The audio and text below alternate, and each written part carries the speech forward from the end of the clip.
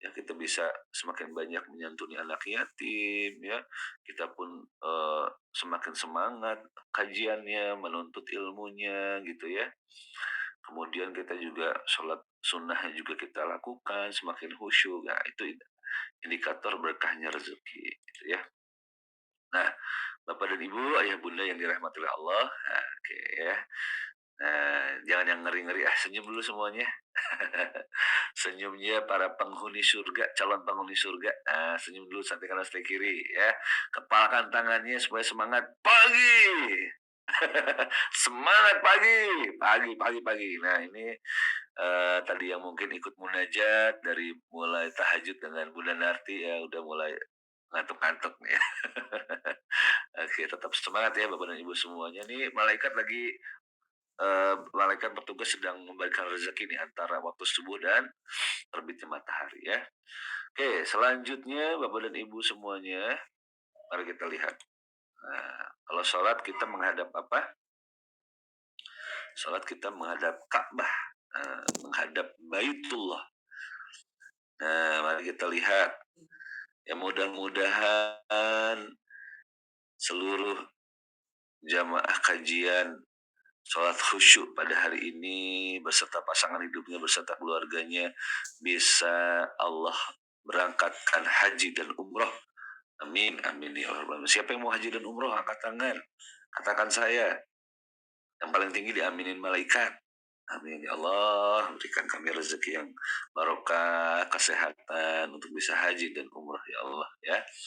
Nah, Bapak dan Ibu mari kita lihat orang-orang yang berada di sini ya sedang tawaf ini dia berputarnya searah jarum jam atau berlawanan arah jarum jam. Coba ketik di chat. Searah jarum jam atau berlawanan arah jarum jam.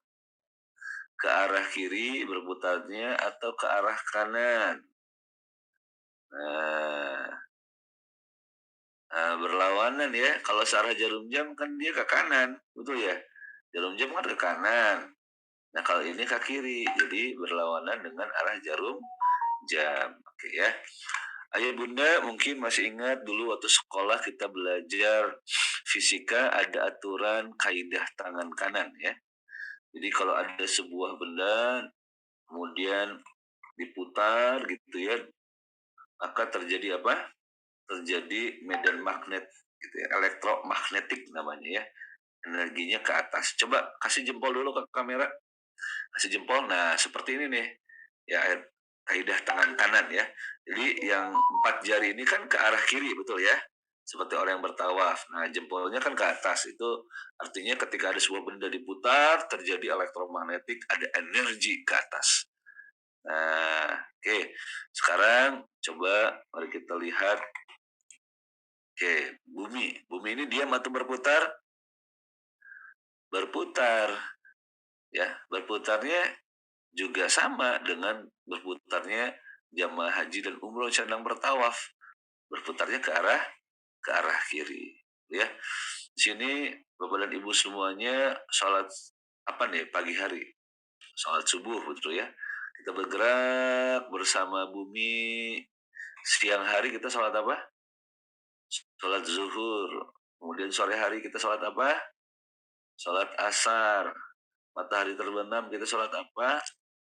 Sholat maghrib. Malam hari kita sholat isya. Antara isya dan subuh diisi dengan sholat malam, sholat tahajud, qiyamul lail. Antara subuh dan zuhur diisi dengan sholat duha. Artinya ketika kita sholat, kita bergerak, berputar, bertawaf bersama bumi, bersama rembulan, matahari, bintang, galaksi, 7 lapis langit. Ya. Dan sekarang, Bapak Ibu saya ingin tanya, satu putaran itu berapa derajat ketik di chat? Satu putaran itu berapa derajat?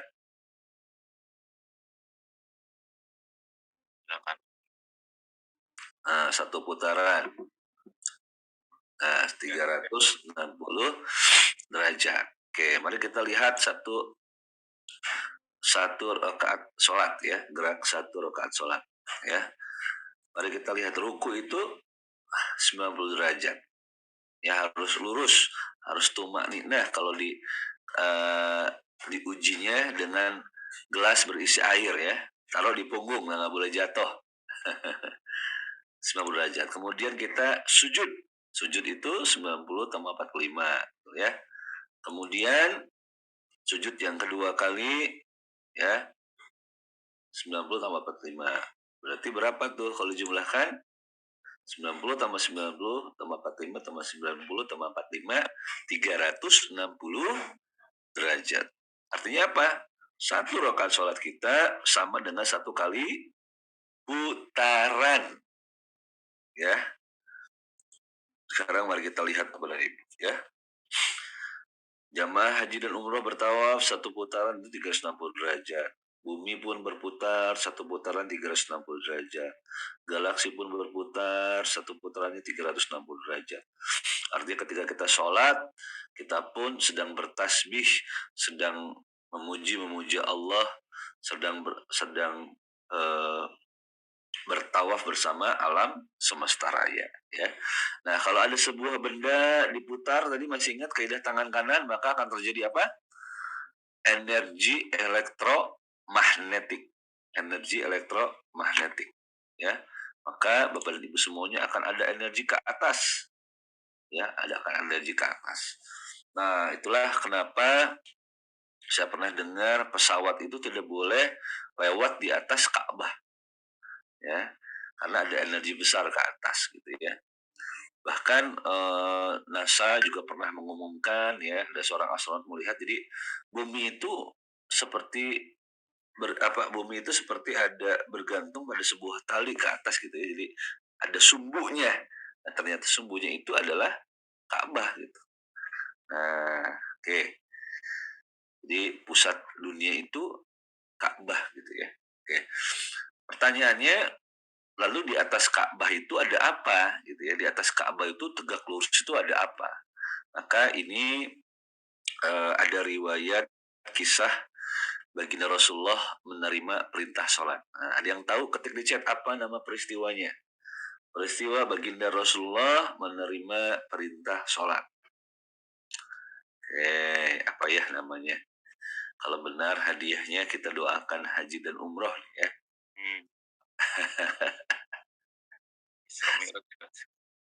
Isra Mi'raj betul ya. Isra dari baginda Nabi diperjalankan dari kota Mekah ke kota Masjidil Aqsa ya di Palestina ya. Mi'raj dari Masjidil Aqsa, maka baginda Nabi diangkat ke Sidratul Muntaha. Mas Adit, kita ada program umroh ke plus Aqsa kan ya? Ada insya Allah tanggal 18 September Bapak. Oh, 18 September, Masya Allah. Ini luar biasa nih kalau misalnya ayah bunda nanti berkesempatan ke Masjidil Aqsa ya. Jadi bisa merasakan napak tilas baginda Nabi itu Isra dan Mi'raj ya. Nanti dikasih tahu posisinya di mana baginda Rasulullah itu sholatnya kan, sebelum Mi'raj itu baginda Rasulullah itu sholat dan mengimami para nabi dan rasul ya, itu di mana kemudian nanti Rasul diangkatnya itu di posisinya di mana itu nanti kita napak tilas begitu ya Mas Adit ya. Kurang lebih ya. Mas Adit udah kesana kemarin terakhir ya Mas Adit ya kesana ya. Februari. Masya Allah. Nah, mari kita lihat di atas Ka'bah tegak lurus itu ada apa ya. Oke. Sampai kepada kami informasi pada satu hari baginda Nabi SAW pernah bersabda di hadapan para sahabatnya. Tahukah kalian apa itu Baitul Ma'mur? Ya, maka kemudian para sahabat menjawab, hanya Allah dan Rasulnya yang paling tahu. Lalu baginda Nabi menjelaskan, Baitul Ma'mur adalah bangunan masjid di langit. Tepat di bawahnya adalah Ka'bah. Andai masjid itu jatuh, Baitul Ma'mur itu jatuh, dia akan jatuh tepat di atas Ka'bah. Ya, jadi ternyata di atas Ka'bah itu ada Baitul Ma'mur, bangunan masjid di langit. Wah, berarti ada yang sholat dong di sana. Nah, kita lanjutkan kisahnya. Kami, ya, baginda Nabi dan malaikat Jibril mendatangi langit ketujuh. Lalu aku mendatangi Nabi Ibrahim. Aku memberi salam kepadanya dan kemudian beliau pun menyambut, "Selamat datang wahai putraku sang nabi." Lalu aku melihat Baitul Ma'mur. Aku pun bertanya kepada Jibril. Kemudian Jibril menjawab, "Ini adalah Baitul Ma'mur. Setiap hari tempat ini dikunjungi 70.000 malaikat ya untuk melakukan sholat di sana. Setelah mereka keluar, mereka tidak akan kembali lagi ke tempat ini." Hadis riwayat Bukhari. Jadi dari mulai Baitul Ma'mur ini ada, diciptakan sampai sekarang, itu setiap hari ada 70.000 malaikat yang sholat di sana. Dan malaikatnya berganti-ganti. Setiap malaikat yang sholat sana, selesai sholat di sana, dia akan kembali lagi sholat di sana. Artinya berapa banyak itu malaikat ya? Masya Allah. Banyak sekali malaikat itu ternyata ya. Masya Allah. Jadi ayah bunda, ya jangan berkecil hati bagi yang berbuat kebaikan ya. Karena dicatat oleh malaikat dan kita bersama dengan para malaikat ya. Nah ayah bunda yang dirahmati oleh Allah, ini sedikit kisah Isra Mi'raj yang mungkin jarang kita dengar gitu ya. Hmm, Bu Siti Andayani, Ustadz izin bertanya, apakah adakah orang yang menjadi saksi peristiwa Isra Mi'raj? Karena ada orang Nasrani yang menanyakan kalau Yesus disalib ada saksinya. Oh, kalau Yesus disalib kan ada saksinya. Ternyata yang disalib juga bukan Nabi Isa kan? Yudas Askariot yang wajahnya diserupakan oleh Allah seperti Nabi Isa gitu ya. Nah, pada saat itu Bapak dan Ibu semuanya, kalau kalau berdasarkan riwayatnya, orang yang pertama kali beriman kepada Isra dan Mi'raj ini adalah Abu Bakar ya. Abu Bakar percaya tuh, pasti Nabi nggak pernah dusta. Namun kemudian orang-orang kafir Quraisy ketika itu bertanya kepada kafilah yang pulang dari Masjidil Aqsa, ya ada hadisnya gitu ya, Mas Adit ya.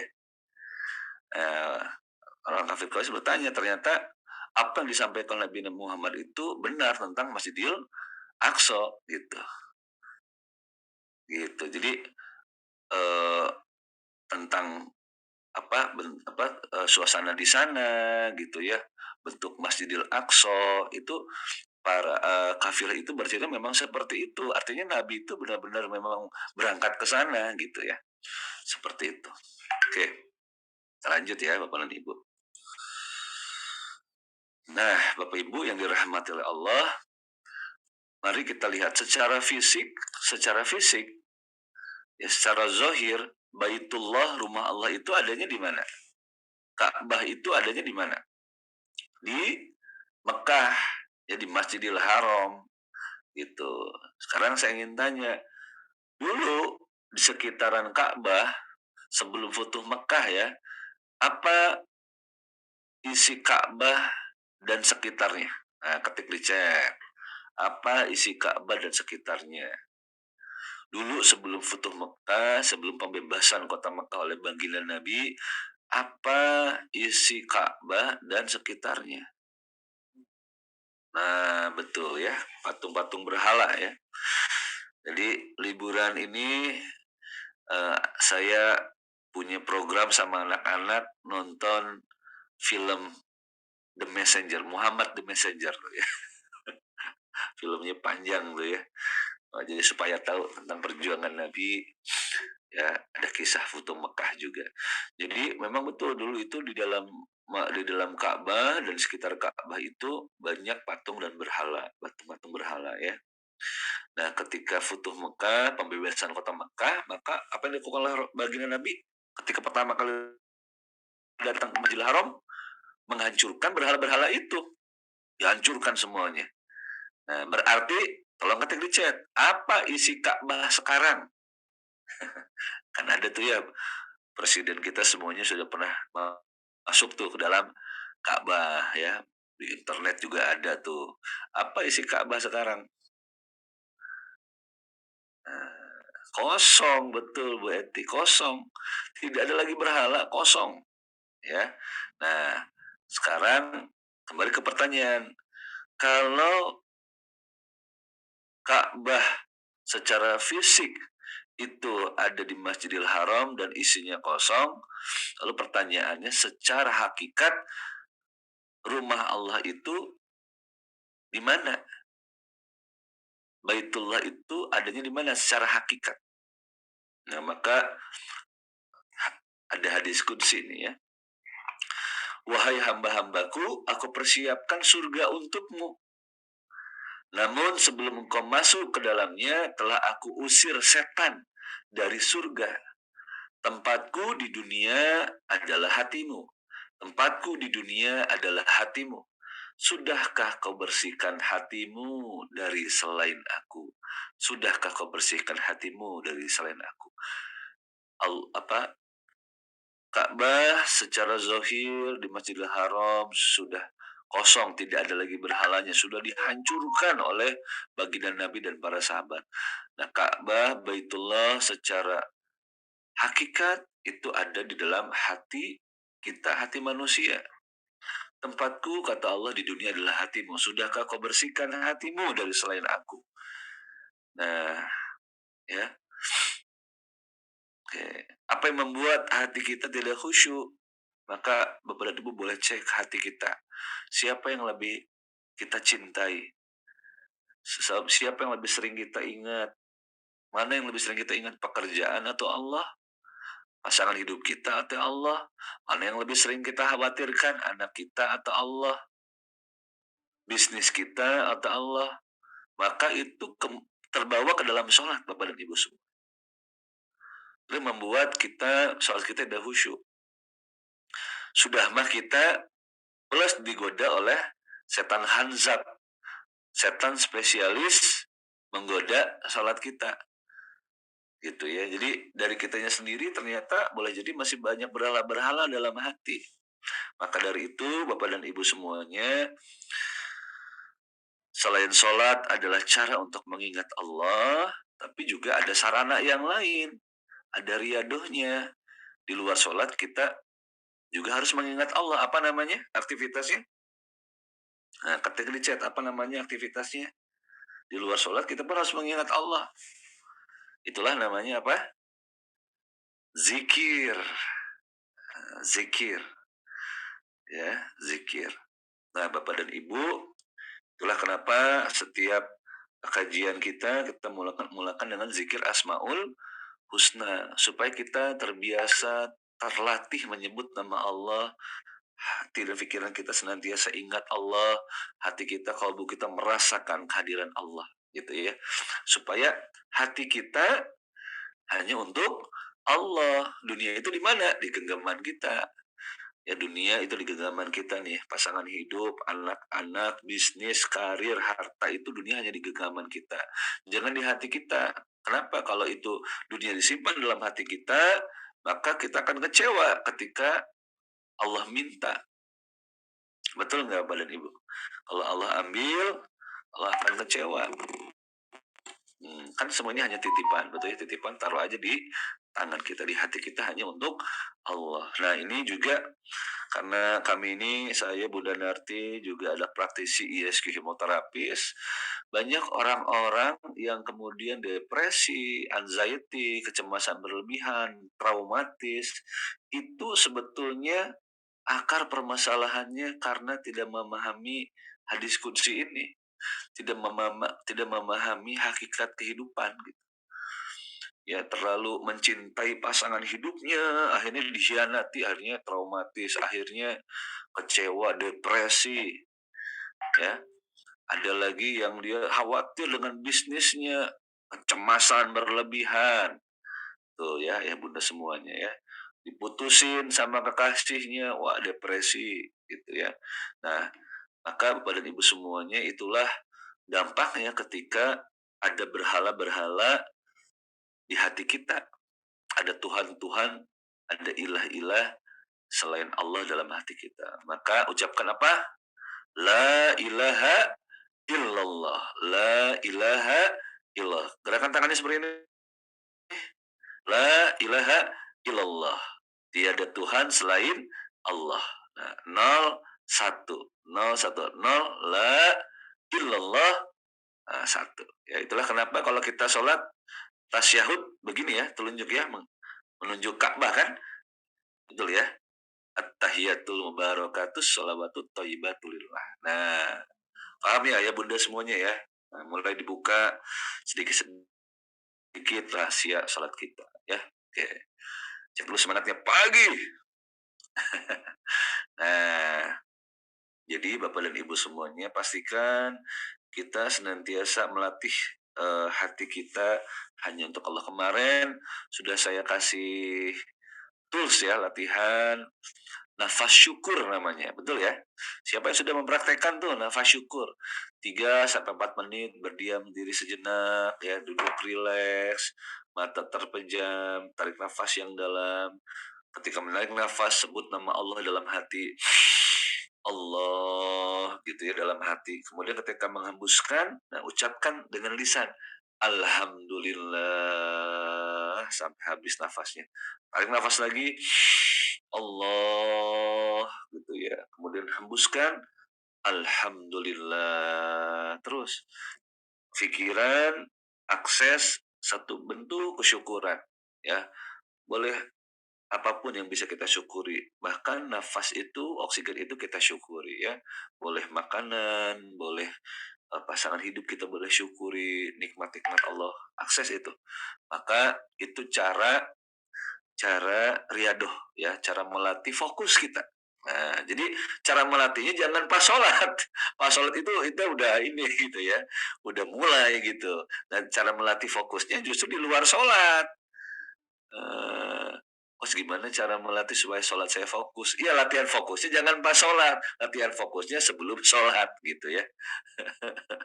Nah, alhamdulillah sudah Ustaz, setiap jam 4 bersama Bunda Narti Munajat Cinta. Nah, yang mau ikutan cara melatihnya bersama Bunda Narti ya, nafas syukur namanya, itu boleh nanti setiap jam 4 nama kegiatannya Munajat Cinta. Jadi selesai sholat tahajud, nah ada doa bersama sambil melatih fokus kita, melatih syukur kita. Itu best sekali ya. Ini biasanya kami berikan kepada klien-klien kami yang anxiety, kepada klien-klien kami yang depresi ya. Nafas syukur seperti ini ya.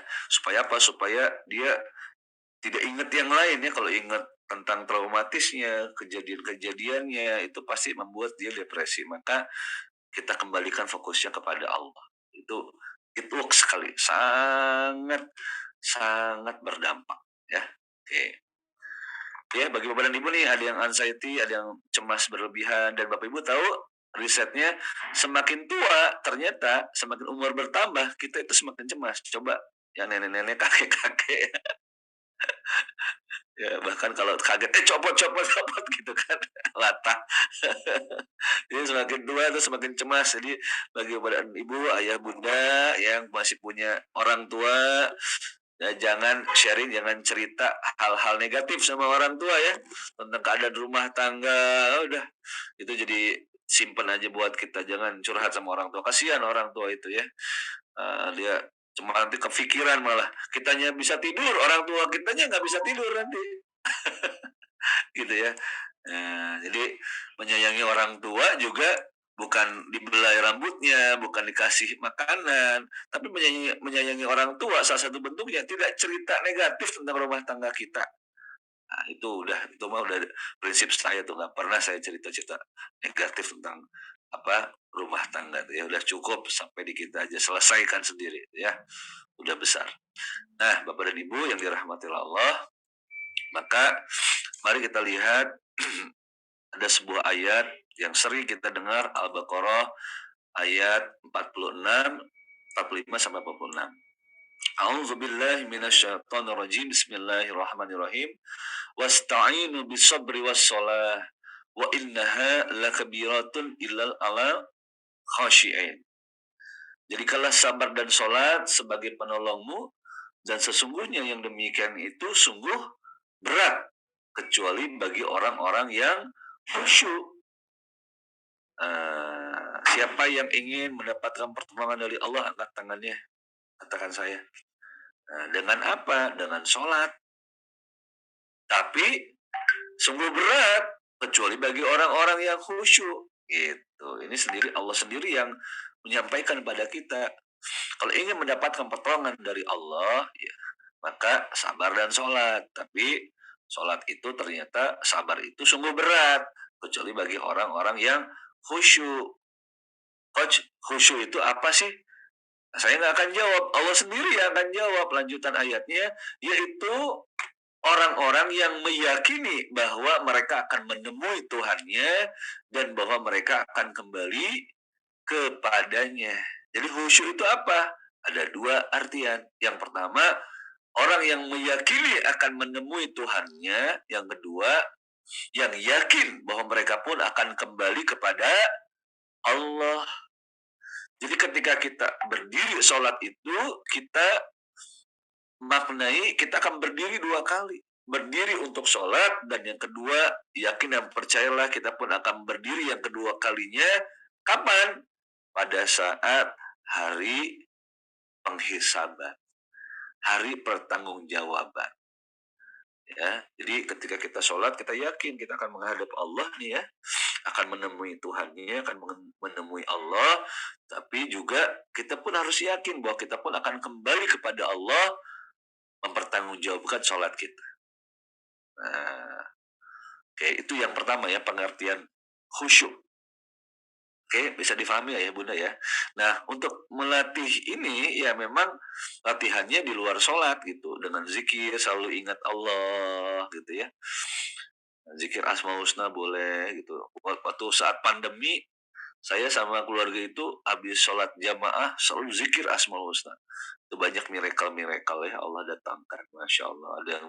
Ada yang tiba-tiba kasih beras, kasih makanan gitu. Masya Allah tuh. Ya,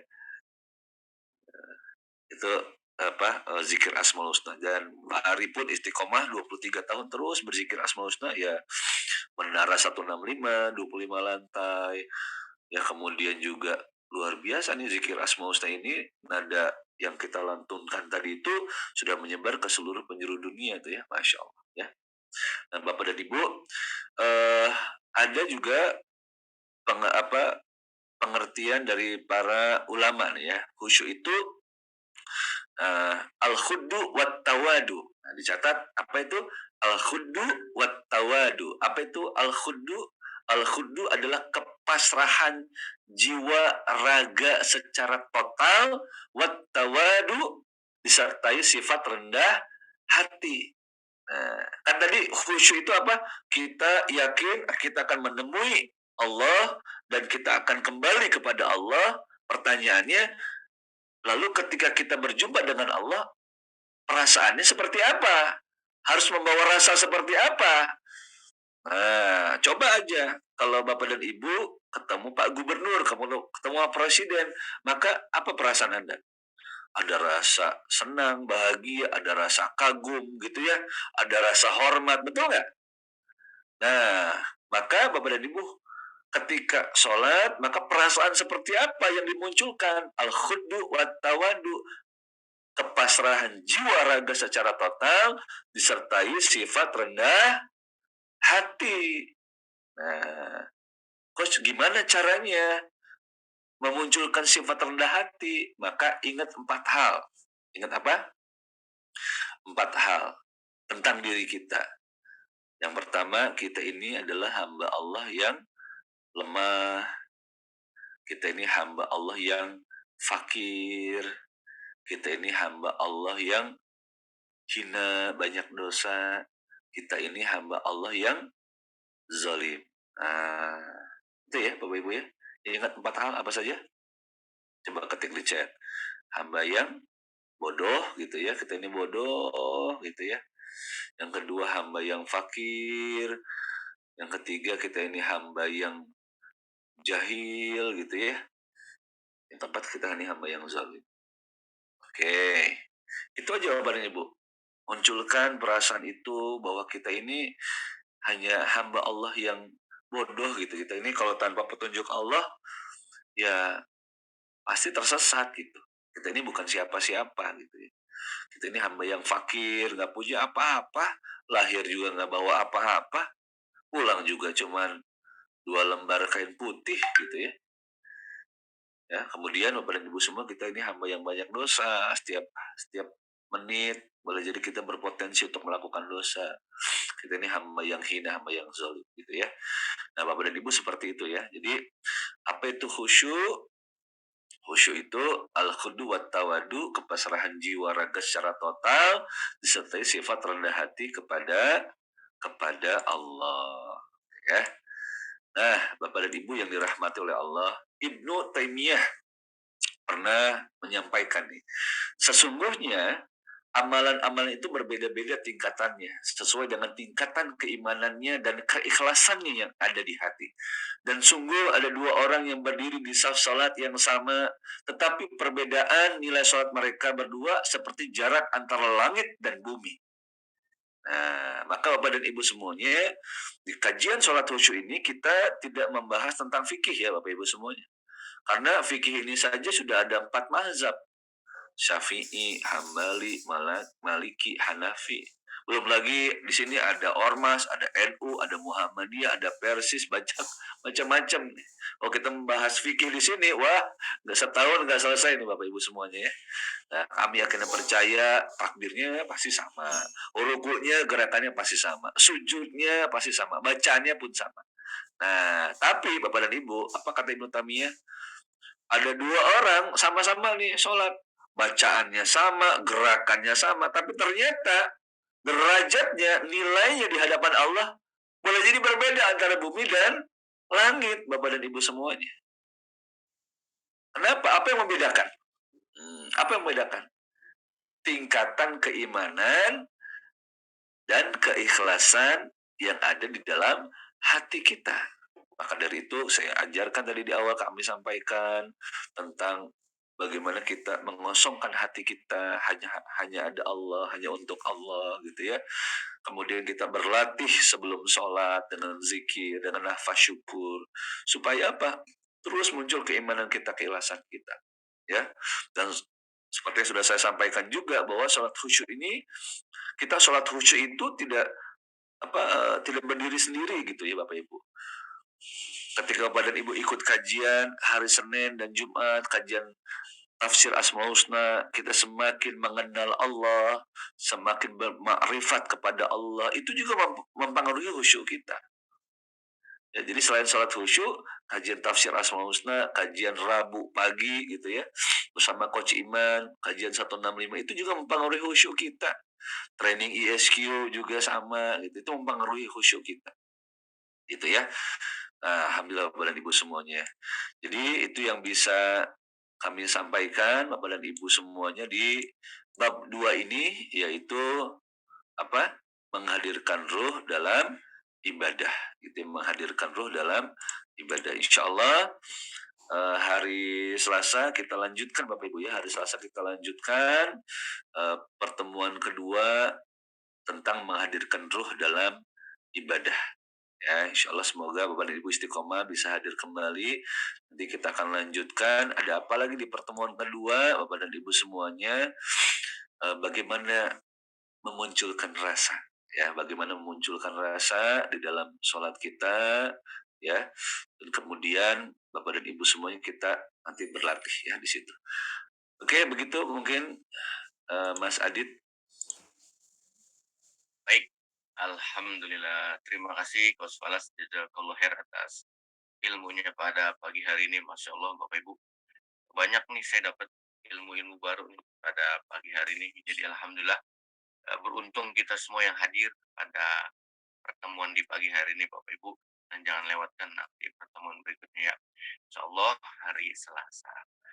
Mudah-mudahan sekali lagi menjadi manfaat buat kita semua. Kita sudah dapat ilmunya nih Bapak Ibu. Tinggal bagaimana kita mempraktekkan pada kesehariannya ya.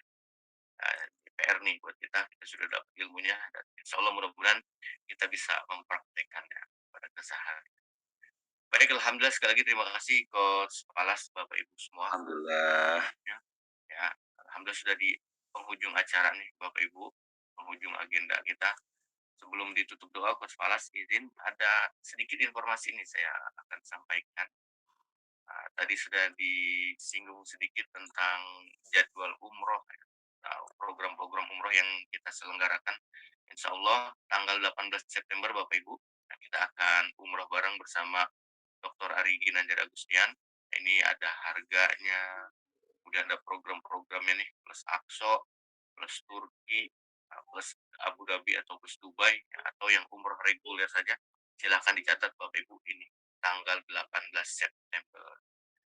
Bagaimana cara daftarnya, apa saja persyaratannya, Bapak Ibu boleh langsung menghubungi tim ISG Tours and Travel.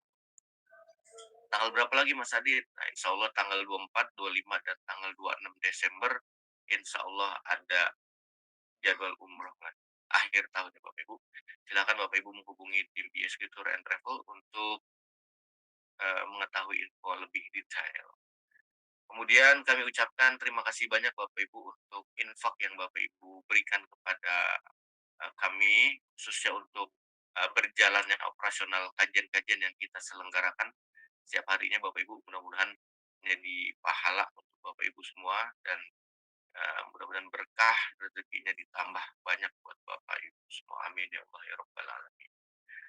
Informasi terakhir Bapak Ibu yang belum bergabung dalam WhatsApp grup sholat khusyuk ya, silahkan sholat khusyuk dan munajat hati, silahkan Bapak Ibu gabung di WhatsApp grup, karena kita akan merampingkan atau merapihkan WhatsApp grup ya. Kita banyak WhatsApp grup Bapak Ibu, jadi kita akan rapikan menjadi beberapa saja ya.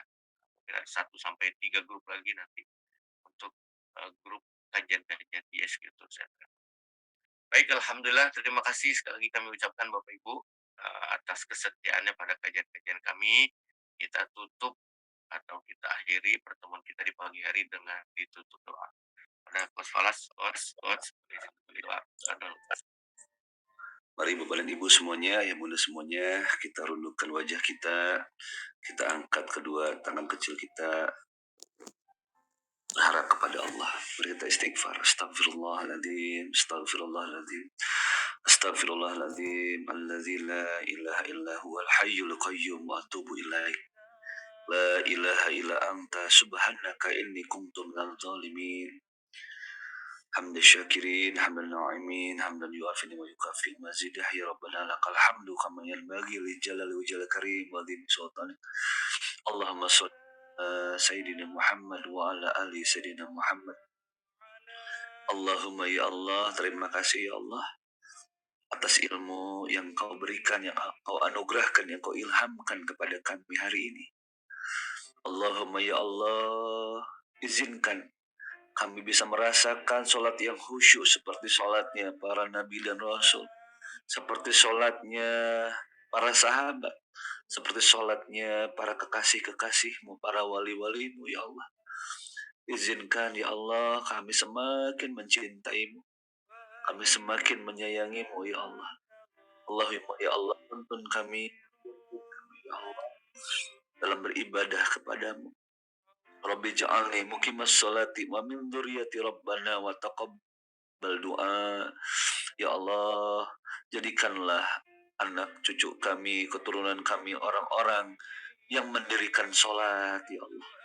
Jangan sampai ada anak cucu kami, cicit kami, keturunan kami yang kemudian berkhianat kepadamu ya Allah. Allahumma ya Allah, ya Rahman, ya Rahim. Rabbana zalamna anfusana wa illam taghfir lana wa tarhamna lanakunanna minal khasirin. Ya Allah, kami hamba-Mu yang fakir, kami hamba-Mu yang lemah, kami hamba-Mu yang hina, kami hamba-Mu yang zalim. Kami mohon senantiasa petunjuk dari-Mu ya Allah. Rabbana atina fid dunya hasanah wa fil akhirati hasanah wa qina adzabannar. Subhana rabbika rabbil izzati amma yasifun. Wassalamun alal mursalin walhamdulillahi rabbil alamin. Al-Fatihah.